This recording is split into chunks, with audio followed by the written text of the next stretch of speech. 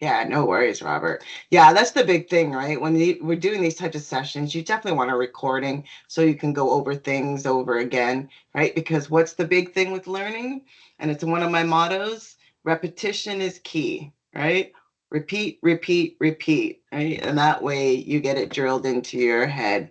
So yeah, I was saying that, um, what did you say? I said repetition is key, Anya. Repetition.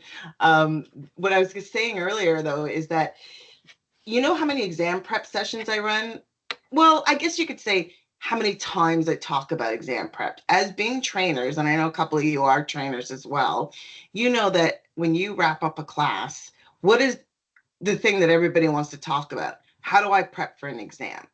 And you can talk about this so many times, and every time I talk about it, I learn a new way. I swear to goodness. And this is why I always ask, trainers, and it doesn't even have to be trainers, just anybody that's taken Microsoft exams, which I'm gonna, hopefully the chat's gonna keep going and keep blowing up. I want to hear from you how you prep for an exam, because this is the one thing about, this type of learn community is learning from each other, right? And that's what I really want to foster here in the learning room. So, just quick thing, and I think you all know me if you've been in the learning room and been working in the learning room. I'm the one that's always posting and running these office hours. So I am the learning room expert that runs it. I've been an MCT for 24 years, not full time, right? Only full time for the last, well, 15 years now, I guess. So for a decade, I was working at BlackBerry and other companies. I am Canadian. And then, I've been at Microsoft here going almost 5 years as a trainer. And right now I'm working with the MCT community. So I'm actually not delivering, I haven't delivered a class since March. And right now I'm working with the Microsoft certified trainers and supporting the MCT program as a program manager with Tracy Karish. So some of you that are MCTs have seen me probably a lot in the MCT lounge and so on. So I asked some of you that just joined, I asked earlier, I go, what do you do when you're prepping for an exam? And I love Anya's comment. My technique, stressing out and cramming at the last minute. I am the worst procrastinator. And here's the thing, first and foremost, when you're prepping for an exam, very first thing you must force yourself to do is get it in the calendar and book it, right? If you do not book your exam, you're going to keep putting it off.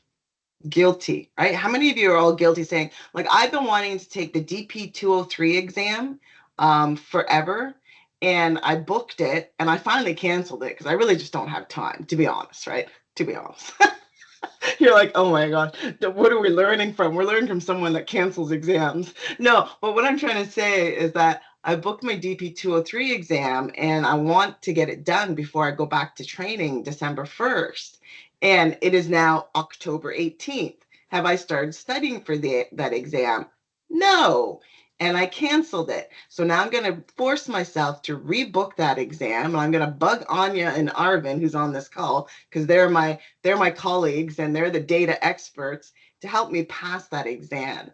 But here's the thing, do yourself a favor, book it. Book it how many weeks out, it doesn't matter. And the thing with Microsoft exams is that you can reschedule them and there's no penalty, right? So if you think, oh, there's no way I'm not going to be able to take this exam in 2 weeks, just work, family, whatever, we all do it. I do it all the time, like I was just saying, then reschedule it.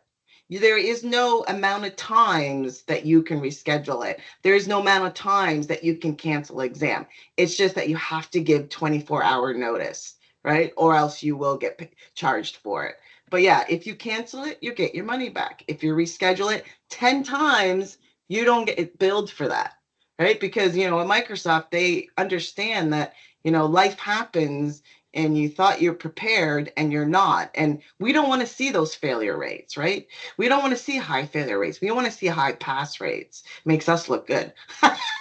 So that's why you don't get that. Yeah, 24 hours before to reschedule. So always, get it on the calendar. And here, let's let's start making notes here. And I'll make this whiteboard available as well. I really don't like how they changed the whiteboard. They have to use the arrows instead of the mouse. So first things first, get it on the calendar, right? So book it. Now, bit about booking exams. You can do the exam either online or in a test center. I prefer a test center, but I haven't been in a test center in probably 2 years. Yeah, probably at least 2 years. I've been doing it online because it's really convenient, isn't it? But the only thing with online is it's very strict. Like you can't even look at, like, you see how I'm staring at the camera? If I was like, doing this or this or this or even this, you get in trouble, right? Or this, closing your eyes, you get in trouble. So, and I think it's an AI generated camera that's watching you. So it's looking for these types of movements. And so if you do these types of movements, then immediately you get a ping from the proctor that says, open your eyes. What are you doing? I can't remember what they say, but stuff like that. So it's very strict, right? When it comes to your facial movements and all of that. You can't even close your eyes, anything like that. Can't even talk, right? Which, you shouldn't be talking. And then the other thing too is I am, as you can see, I love whiteboarding, and it's online whiteboard that's really horrible, right? So if you're like me, when I'm taking an exam, I'm reading, especially those case study questions, as I'm reading through those questions, I'm always writing, right? Whereas in a test center, it's not, they don't care if you close your eyes or talk. Now, obviously you can't talk out loud, but if you're like me, I sometimes will go, and I'll mouth the words as I'm reading because it helps my brain, right? If I'm speaking it, but not saying anything really out loud, like vocally, it helps my brain to absorb it that much better. So that's one of the things I don't like about the online is that you can't even, say the question out loud, and they can hear you, right? They can hear you and they can hear me saying I'm repeating the question, but I think it's just an AI that just says you can't move your lips. Where in the test center, they don't care about that. And the other one is that it's actual a physical whiteboard, right? Oops, lost my pen here. So you actually get a copy of a whiteboard, which I really like. So get it on the calendar, book it, and decide whether you're going to be doing it online or in a test center. Just be aware of the differences of that. So that's really, number one thing to think about, even before you start studying, book that exam, right? And then when you start studying, think about the different types of learning, right? So when we think about the different learning styles, there's many different learning styles that you'll come across, right? Or that we come across as trainers, and even just as, even as parents. If you're a parent, and you have kids, you learn about how your kids listen to you. And it might be they don't listen to you by the words are coming out of your mouth. Maybe show them a video and they listen from videos, whatever. But here's the thing, like a visual to me, I'm a huge visual learner, right? This is why I whiteboard. This is why when I got my camera on, my arms are constantly moving. And, you think, I'm constantly always moving and always, making faces and doing that because I'm a very visual learner. When I teach classes, which I didn't to this morning, but I always tell learners, look, you might get annoyed with how much I move, so turn off my camera. And you can do that in Teams, right? So, so turn me off if you have to, because I move around a lot and I'm a goofball. But that's because I'm a visual learner, right?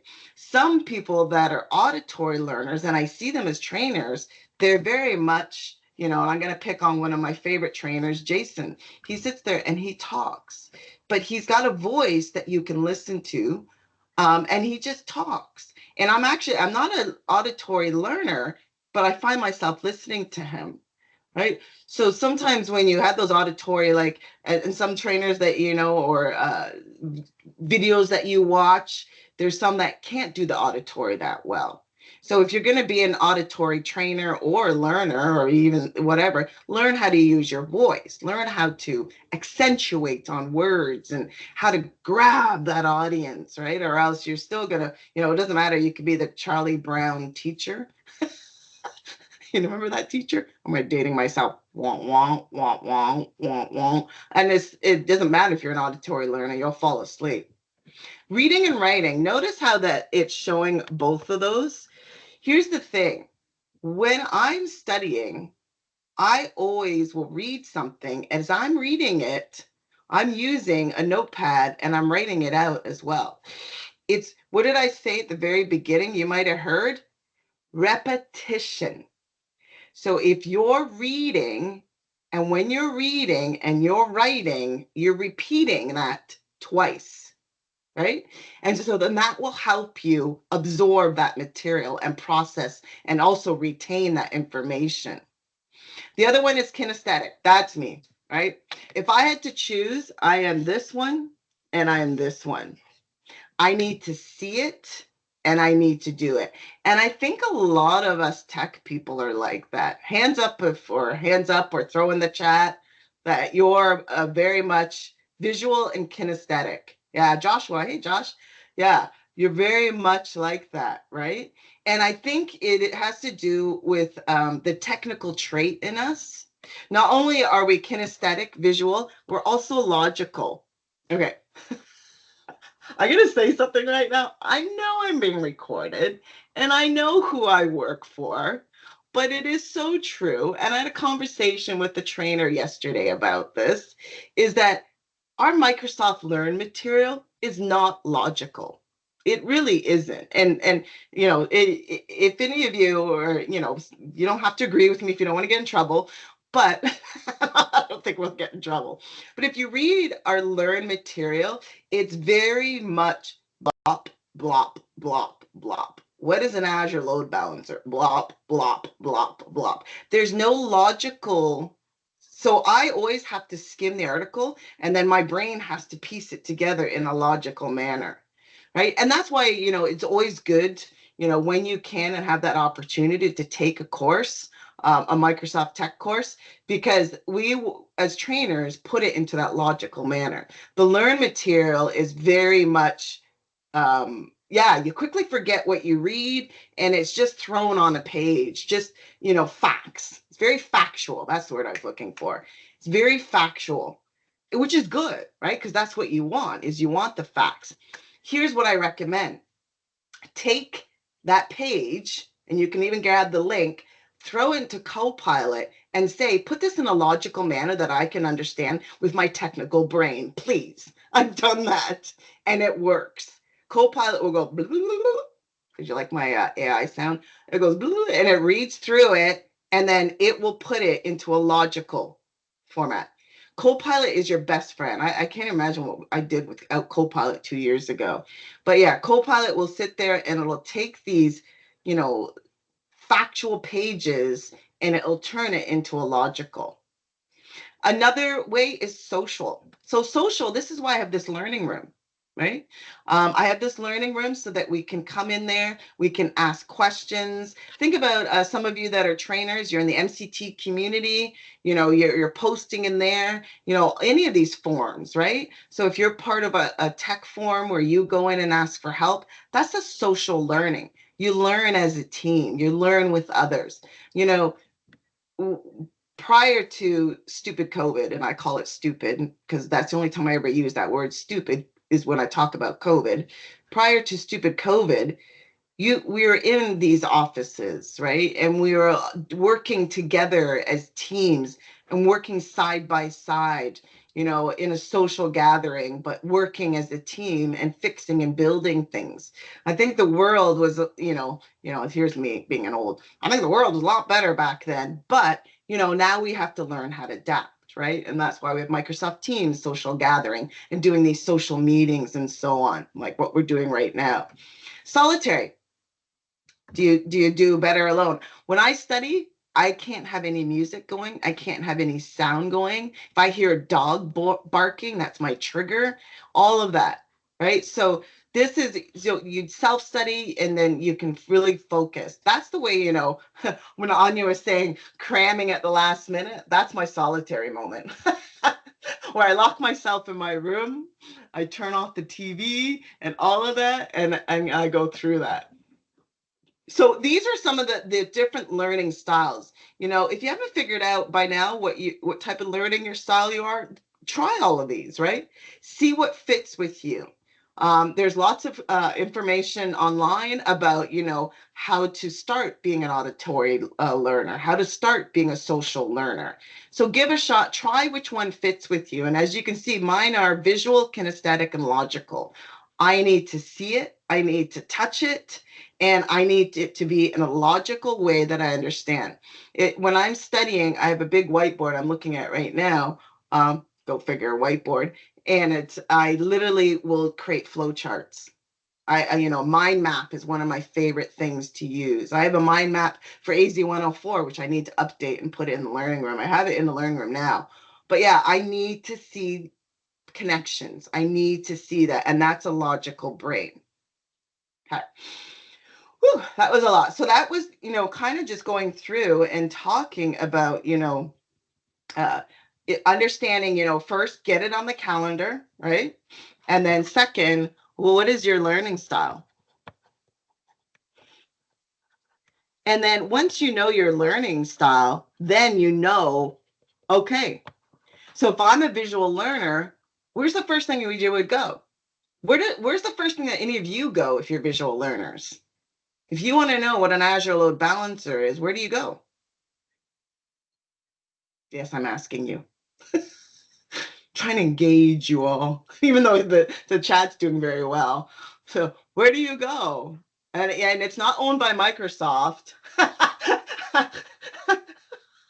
I'm the worst. Microsoft Learn. The reason why I'm laughing is because Microsoft Learn to me is just a lot of factual information. Vasilis, you're the winner. Yeah, I was thinking YouTube. Did you hear that? I was like, it's not owned by Microsoft, right? It's owned by Google. But yeah, right? So what is your learning style? Go to YouTube.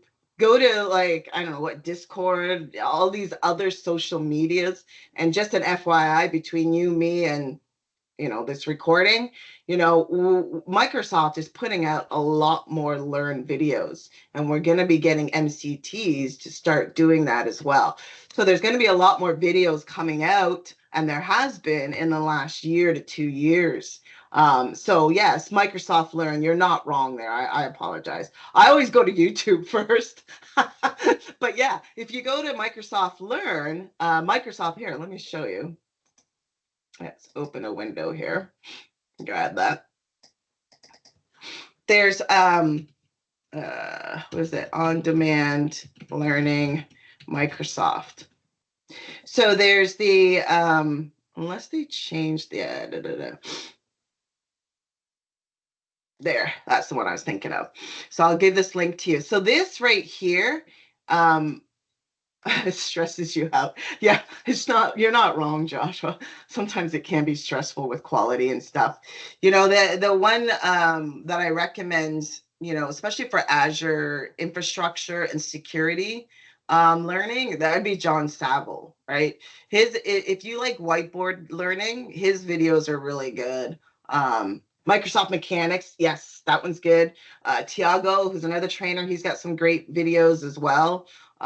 So yes, there's a lot out there, but these are the on-demand instructor-led series. So these ones are done by internal Microsoft trainers, like myself and Anya and Arvin and Vasilis. So we'll go in and we'll record these videos in a studio, and then they get posted, and they're free. Right. And literally they're pretty much the content. Like if you're going to DP 100, then you can see in here, we got Neil McIsaac, who's a a Canuck. I'm allowed to say that. He's a Canuck on my team, and he's going through and he's going to talk about designing a machine learning solution. And so these are a great visual one. Some trainers will go more in visual than others. So some you'll see that will just talk to the slides. Some will annotate on the slides. Some will actually whiteboard. I did the AZ-104, which they replaced it, but that's because there was a big update. And I whiteboarded it all, right? So there's different ways that you'll see with that. So yeah, so the Microsoft Learn is a good tool to go to. And then you've also got YouTube, right? YouTube, when you go in here, you can just do a search for any service. So let's say I want to learn about Azure storage accounts replication or something like that. And I do a search for that. And then you can see, now always look at the dates. This is one thing I used to always look at, is anything that's too old, like 2 years ago. Object replication, has it changed in 2 years? Not really, but you got to make sure you want to look for the ones that are newer. But the other one too is always, try and throw in John Saville. He's our CFO, or not CFO. He's one of the chief smart guys. There you go. CTO. Like that. He's one of the chief smart guys. But he's also posts a lot of YouTubes. He posts a lot of videos as well. Yeah, me too. I actually did the AZ-700 exam, and that was not too long ago. So I have a lot of experience in Azure. I've worked with Azure since 2015. And so I was like, oh, do I need to read all the Microsoft Learn material? Because there's a process, right? And this is where we should get into that as well. Let me move over here. I would go up. Come on. I hate that you can't use the mouse and the whiteboard anymore. Is that when you think about studying, there is a process that you should take. And the first process is read and watch. All right, again, covering those two, auditory and visual. So going through and, before you even jump into like practice tests or even hands-on, unless you're extremely a kinesthetic learner, then you should read. And that's going in and using the Microsoft Learn material, right? So all you need to do, and my colleagues can help me because I always forget, but here, I'll just go into, I keep losing my windows. All you need to do is do a search for the course, right? So let's say I'm prepping for AZ-104. I just do AZ-104 and search for it. You don't even, like, in a Bing browser, you don't need to put Microsoft or anything like that. It'll find it. And then I always look for the one that says Microsoft Learn and then click on that. Down here, keep scrolling. This is your training courses, right? So now in here, this is the course and this is the material, and it's all free, right? So any course that you're prepping for, it will be online in the Microsoft Learn, and you can read through all that material. Now, this material I get a lot of times, if I just read this, will I be ready to take the exam? No, gosh, no. This material, I'm not saying it's not bad, but it's very factual and it doesn't really give you enough understanding of the material, of the why, or even the how. It mainly is the what. What is, governance? What is virtual networks? But it doesn't go into how or what, right? So let's think about that. So when you think about the MS Learn, that covers the what. And so what is it? What do I do with it? And so the second thing after that is you're going to do hands-on. And the hands-on is a lot of time is the how, but it also can be why, right? Sometimes it can be the why because depending on what materials you're using for that hands-on. So if you're just going in and you're just going to say, well, I'm going to create a load balancer and I'm going to do that. Okay, cool. That was fun. But if you're using like online lab demonstrations or instructions, a lot of times that's why. Because sometimes when you read the online labs, and here, let me show you what I mean. Why do I keep closing the browser window? No, I didn't. Okay. When you go into GitHub, which by the way, GitHub's being really weird lately. Watch, let's see if it breaks on me. Watch, it won't. Oh, it didn't. Normally it says, whoa there. So when you go into GitHub, you see how I just searched for AZ104? Look for that and then look for the Microsoft Learning. And then always go over to the left right-hand side. If there's no about, then you have to go through here. But if there's an about, click on that. And I'll give you this link. And this is going to take you directly to the instructions and the files to download to prep for an exam. So you can download the files, and those will be a lot of the scripts that they're going to call for while you're delivering or while you're doing a module. But here's the reason why I like this is it talks about, you know, what is going on, and then it gives you a lab scenario. So this is teaching you the why, right? And in order to pass any Microsoft exam, you need to know what, how, and why, right? Especially with those, AZ305 and SC100 exams where they're case studies, you definitely need to know the why, right? AZ104 is very much how and what, right? But either way, these are this is the two ways of learning that are going to cover those three ways. And then the final step is what I always do, is your practice tests.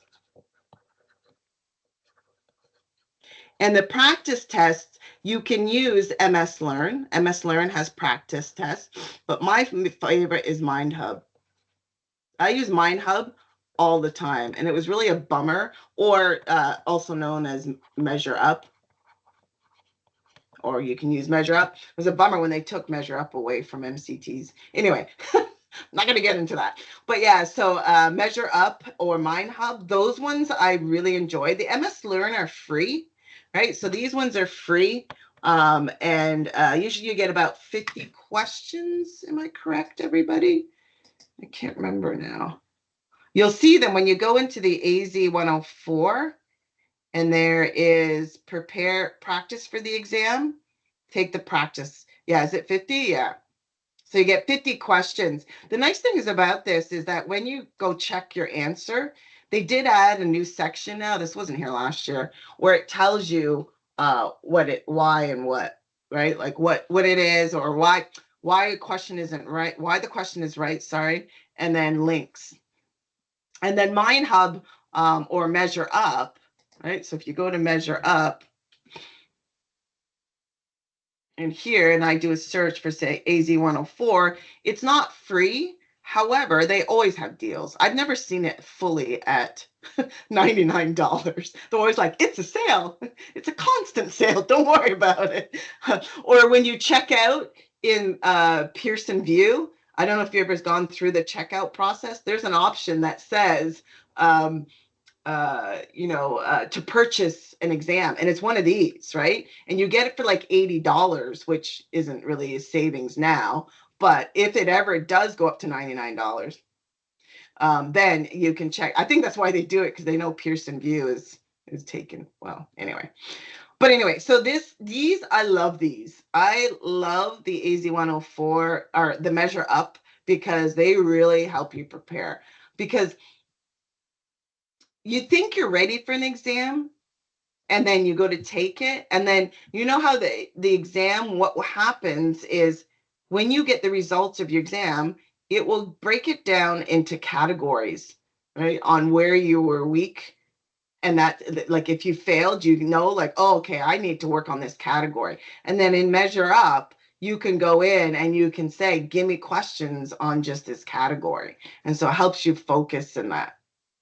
But you know what else is really cool? Watch this. And then I'm going to throw it till we got I wanted to make sure I had the last half hour to have a conversation with all of you and talk about this. But check out this. So you can go, anybody has access to Copilot, right? Actually, here, let me do it a way that I don't do it like I'm a Microsoft employee. I'm going to open up Google Chrome. Shh, don't tell anybody to use Chrome. It's fine. And then I'm going to go into bing.com, right? Which I know I was already there, but I'm just showing you this.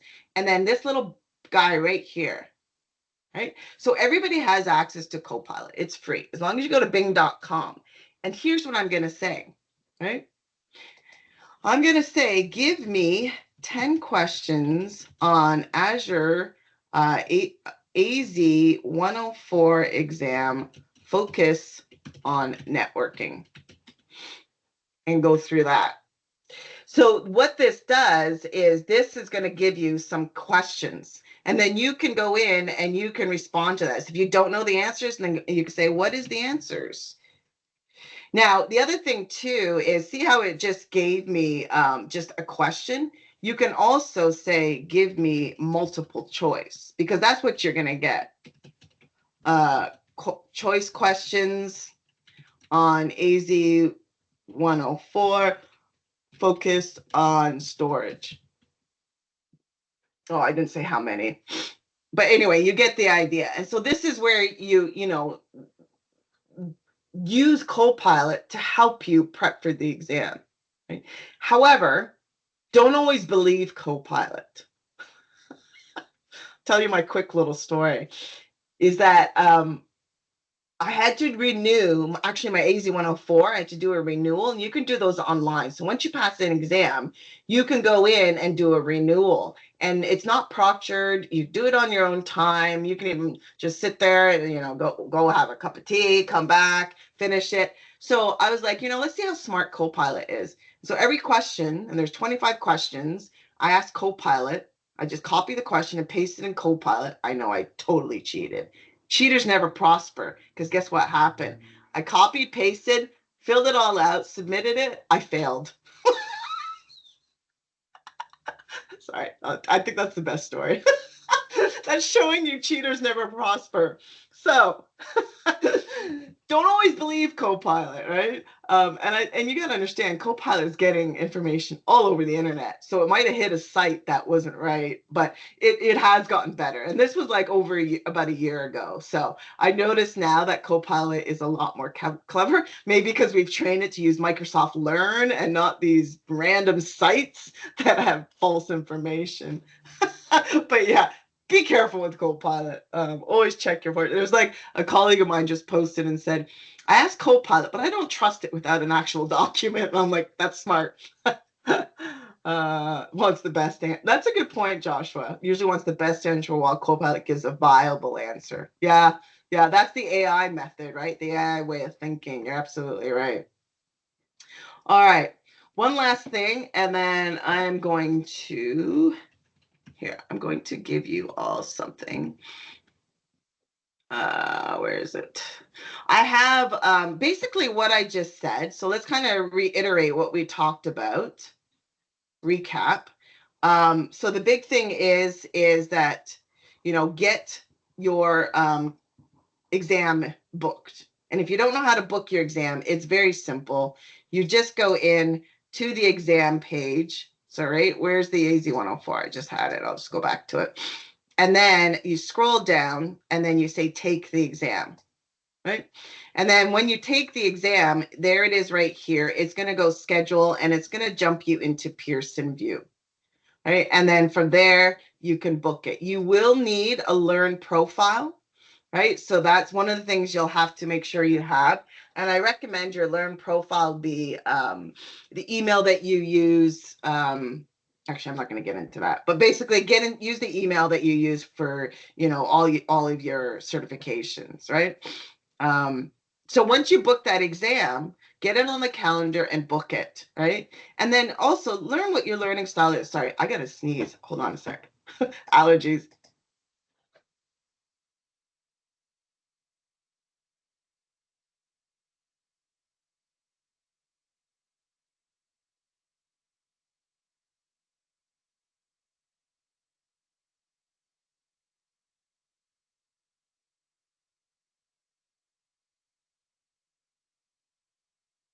Sorry about that. Whew.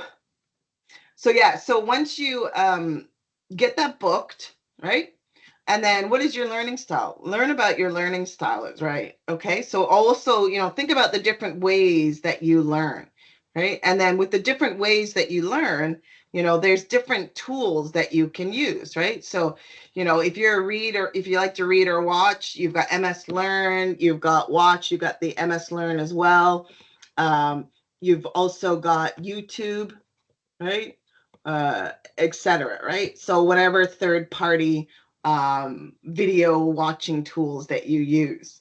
And then the hands-on, is the how and why. And with the hands-on, you've got GitHub, right? So go to GitHub, get all of every course that Microsoft offers. You can find the lab instructions in GitHub by just searching by that course number. And then do the practice tests, right? MS Learn has the free ones. And then you can also do MindHub and Measure Up. And or either one of those two are really good as well. Okay. All right. So I am going to reach out to I have a few trainers online right now. Trainers, what are some other recommendations that I didn't mention that you would recommend? Anya, Vasilis, Josh, Arvin, Ayaka, go to a class with the trainer. That's true. Yeah. Yeah, and Josh isn't wrong, right? Like, so when it comes to studying, here, let me, I'm going to write these little points down. Sit in, not sit on. Sorry. I see, my visual mind just went there. Sit in on a class, right?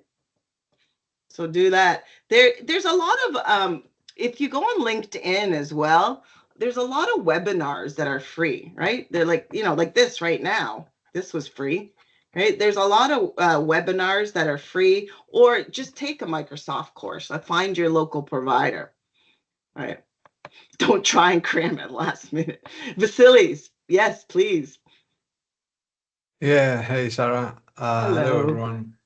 So, I mean, you covered most of the aspects on preparation. What I do sometimes, depending the course, I go to the exam page, right? And there is also the study guide there. I don't know, I don't remember if you mentioned the study guide.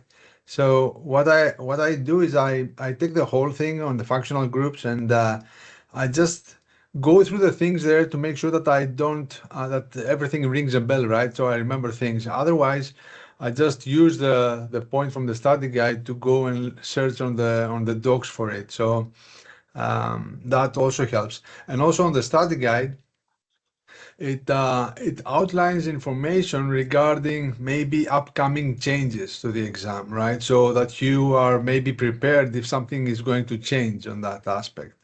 Yes. So yeah. No, that's good. I have actually, I have that written down. I was trying to find my blog, which I'll paste it later, or I'll put it in the channel. But yeah, that's another thing. So when you go into the study guide, and what Vasilis was saying is when you scroll down, it shows you what was the updates, right? Updates to the exams, and so on. And then the skills measured. This is really cool because it breaks it down, right? Oops, sorry, I keep scrolling too fast. Breaks it down into 5 skills that are measured. And then when you scroll down, if you're using a Bing browser, yes, I would recommend it. See how I click on that? And now I can ask Copilot, right? And then Copilot will go in and it'll give me an information about users and groups. Or I could even just go in, highlight it again, another one, and just say, search for it. And it's going to use a browser search where I can get articles, right? So yeah, that's a really good point. Thank you, Fazilis. I always mention that too, and I forgot to, but thank you so much.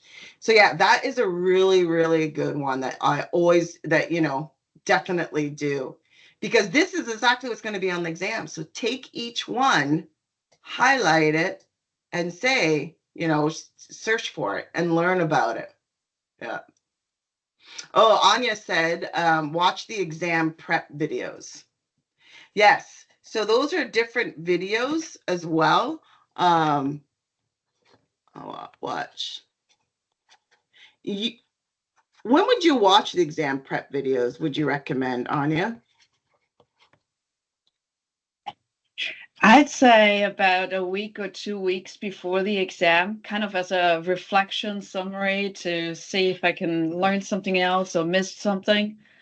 That's about it, and that only works if you don't cram, right? You and your cramming. Yeah, that's true. And so, what are the exam prep videos? So, again, it's called the exam readiness zone. So, if you do a search for something called the exam readiness zone, you will see in the Microsoft Learn, I'll give you this link. And when I post about this video in the learning room, I'll make sure I put all the links as well in that post. So if you didn't get the link and you're watching this recording, check the post.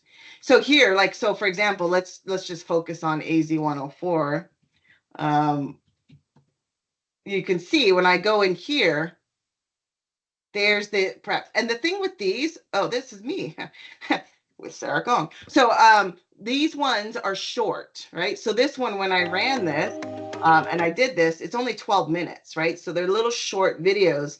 And I don't teach you, like in these exam readiness videos, you'll see, we don't teach you how to create a user in groups. We teach you on what to focus on to pass the exam. I know that was a total. I thought Lachlan, another trainer, I thought my videos got replaced, but they didn't. But yeah, so that's the exam readiness zone. Yeah. That was awkward. What else we got? Take any times, and they're risk-free. Yeah. So my son, I love my son. He just did the first Python exam.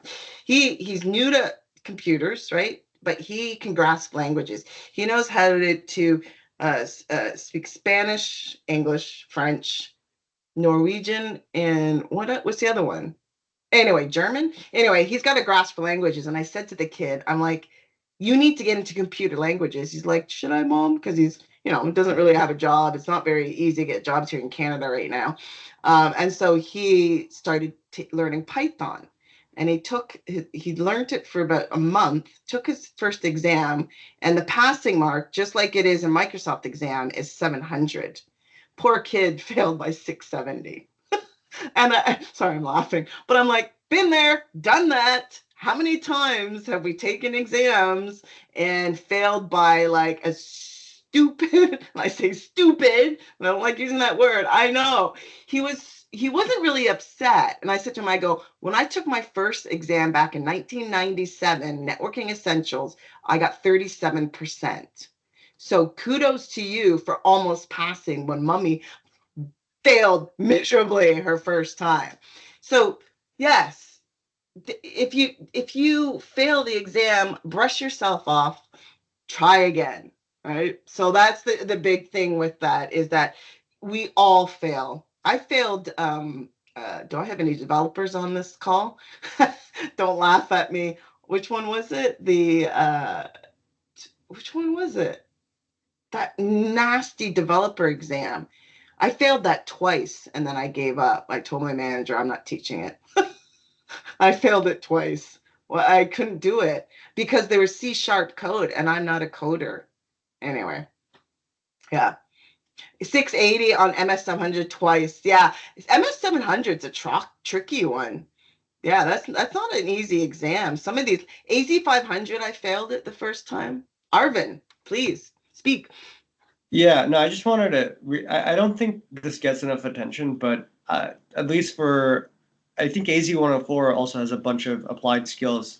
I think applied skills are quite the hack because they give you hands-on without giving you explicit instructions, right? So a lot of times your brain just thinks it knows certain content, but unless you're really tested on it, it's not as solid, right? So I think applied skills is great. I know for AI 102, I did it after I took the exam, but if I'm taking it again, I would first do those individual bite-sized applied skills, get a lot of confidence from doing them, Yeah. and move on to the actual exam, and that'll make it a lot less, lot less. It wouldn't be quite as intimidating when you do it like that. Yeah. That's all. That is an amazing call out, Arvin. Thank you. I didn't even think of that. I need to update my blog. That's so true. They're actually internally at Microsoft, they're actually releasing a lot more applied skills by the end of the year, apparently. Didn't hear it from me. I know I'm being recorded, whatever. And then the other thing too is that I know the courseware team is creating documents that say these 6 applied skills will help you pass AZ 104. Because you're right, Arvin, right now there's all these applied skills and you're like, well, what is that? What does that actually help me towards an exam? And you're right, they do. So there's going to be documentation coming out very shortly that's going to help like, okay, so if I take this applied skill on Dataverse, Power Apps, maybe that's going to help me with the PL 300 exam. I don't know. But yeah, they will be. And I think they might already say some things in here. Maybe not. No. But at least you can see the tasks performed and then see if that matches up with what's in your exam. I do too, Joshua. I only have 4. I need to do more. Yeah. And the thing with these applied skills, and here, I'll launch it, right? It doesn't matter. You can see it asks you do the match number of rocks with the number of on the left. 1, 2, 3. There we go. Submit. Did I win? Yoo-hoo! I know these verifications are getting really, really, really silly sometimes. So as you can see, it's running this. Here's my trick. When taking these applied skills, this window is so small and you can't move around very easily. Once the applied skill is launched, and look at this, this is horrible, is you can actually go in. Where is it? I know this is just nasty, but it's my screen I have right now, isn't? And you can grab this, go into like a new tab, go to portal. Actually, here, let me open a private window. So basically what I'm trying to say is you can go to a private window, go to portal.azure.com, and then go back over here and use this login, which I can't seem to get. Username is hold on. Anyway, I can't see the screen. That's how horrible it is. But what I'm trying to get at is once you get this lab working, then just open up a private browser on your own machine and go to Portal and log in through there with the account that they give you, and you can use it on your own browser. And then you'll still need to obviously go back to the applied skill and see what the instructions are, but do them on a different window because the windows that they give you in the applied skills are so tiny, right? So that's what I always do. And trust me, I've done it 4 times with 4 different applied skills and it works. So if you're like, are you sure? It's fine. It'll work. And I think even, Liberty Munson, who runs these applied skills, she recommends to do that, to open them up open a different window and do that. Yeah, full screen. Yeah, exactly. All of that. So yeah, thank you, Arvin. That's a great call out. Ali, do you think Microsoft will ever bring back something similar to MSc? Those were great for foundational learning. No, they won't. What, if anything, Microsoft's looking at more like solution plays and project ready type of learning, which is similar to the MSc. Because I remember the MSc was very much like when I first got my certification, I got my MCSC, but I started with my MCPI, which was focused on IIS, so Internet Information Server. And so what we're looking at, or what Microsoft's looking at, is focusing on, different project solutions and the paths to that. So if you're going to be, a network admin that manages, multiple sites, here's the certifications that we recommend you do. But they're not going to give it an actual title, I don't think. But it's more like kind of like what certifications you need in order to do your job, but not an actual title. We found that was very confusing because people were like, well, can I just take this exam and not have to get the full thing? And the answer was yes. So it actually ended up confusing sometimes. I'm just scrolling up, seeing if I'm missing any questions. Applied skills, can we try more? Yes, yeah, definitely applied skills. There is no amount of times you can fail that you can't do it again. The thing is you have to wait, right? So if you fail, you have to wait. What is it? Oh, Arvin, you got it. Yeah, 72 hours. And then what happens is, I'm not sure if you're familiar with this. If you go to Learn, which is your certification profile, and you go into your profile and you scroll down and go to your transcript, you'll see your transcript will have the applied skills, right? But look what it shows you. This one I failed, and the reason why I failed is because I stepped away and it timed out. No, I didn't fail because I didn't know it. I just forgot I was doing it, and I walked away, and I came back, and I was like, oh, how many of you have done that? Ran applied skill and ran out of time because you got busy? But it didn't show my failure. It just shows your pass. So if you fail, don't worry. Nobody knows but you.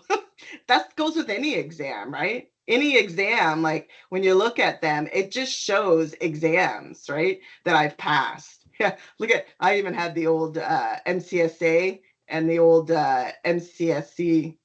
Where is it? Yeah, remember those old guys? Yeah, I had them as well. Cool. What else we got?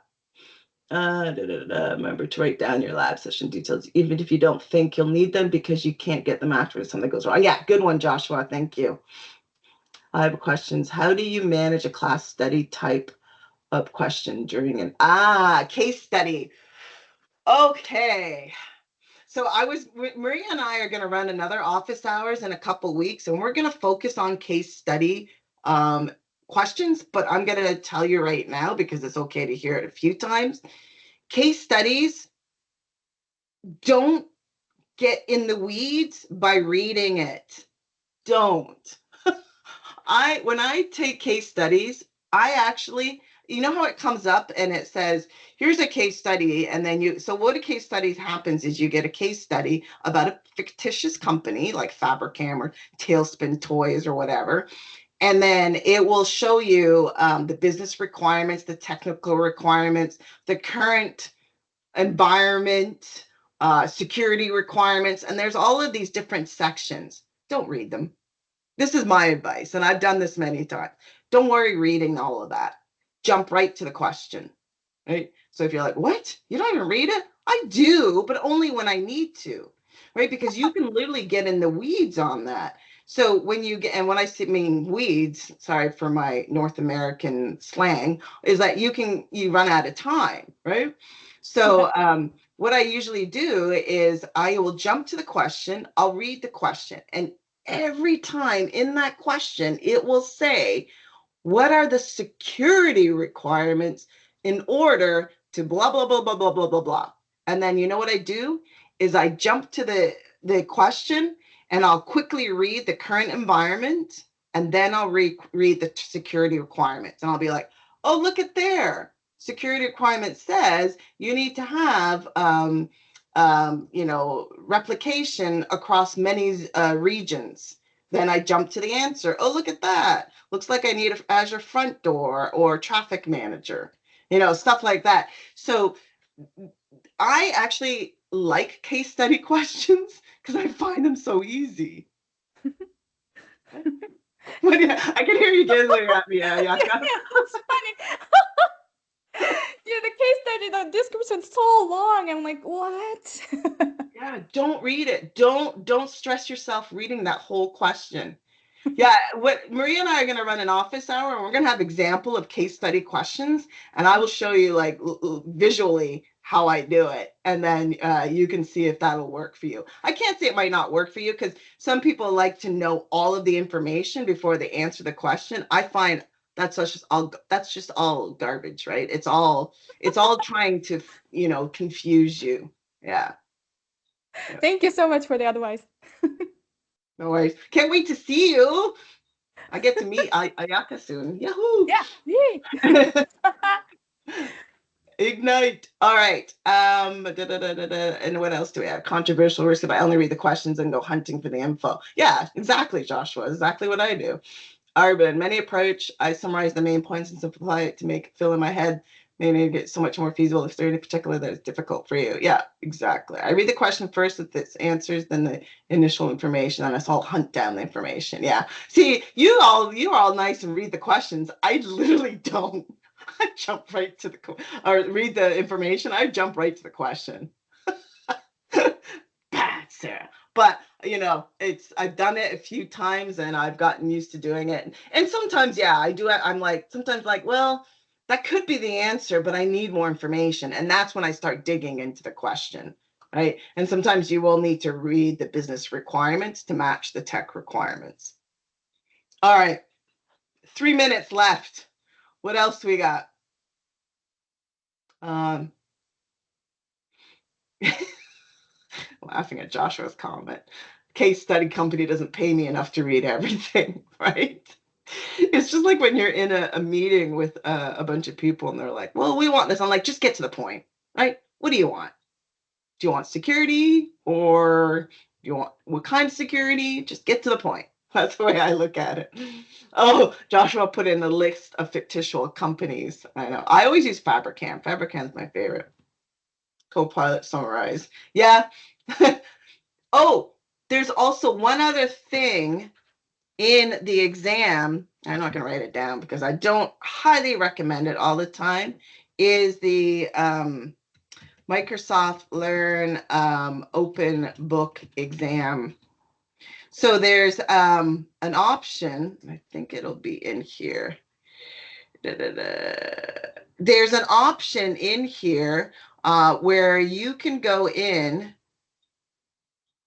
and when you're taking the exam, there's a button at the bottom that says learn, and you click on that and it'll open up the exam in a split window, and one window will be the learn site and then your question, and you can search in the learn site. Two things with that. One, it's not the full learn site. Don't let them kid you that it is, because I did my SQL exam and I went looking for SQL queries and it didn't show me the SQL query page that I know is fully in the Microsoft Learn exam. So I was like, Burn. But anyway, so that, and I spent 10 minutes looking for that page. So wasted 10 minutes of my exam. I did pass the exam, thank goodness, but be careful with that. Not all pages are in there, and you can run out of time quickly if there's something and you're digging for it too much.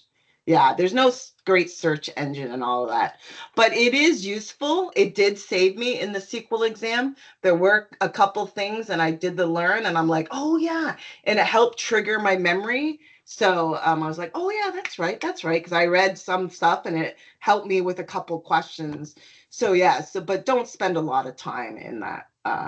And the whole idea of doing that is kind of like, we think about it as tech people, is that, where do we go for support?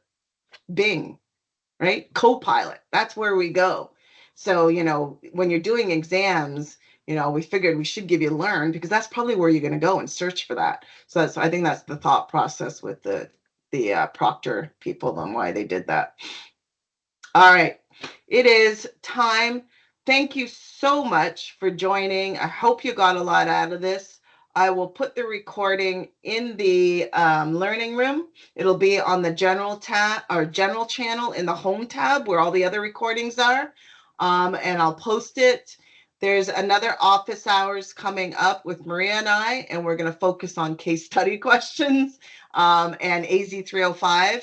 because that's one of the ones. And then there's another office hours with Jason Zandri. He's going to be doing AZ800, and then he's going to come back and do AZ801. So any of you that are Windows Server engineers, really, really good to come to Jason's talks on 800 and 801. And then we'll keep bringing it in. Don't forget, always post in the channels, what you want to see a live event of. If you want me to teach you on how to do load balancing, or I can get Arvin in here and teach you on data, or Anya teach you on data, get Vasilis in here, let us know what you want to see. We can come in and teach you something as well. So let us know. All right. Enjoy your weekend, everybody. Thank you for joining. Bye.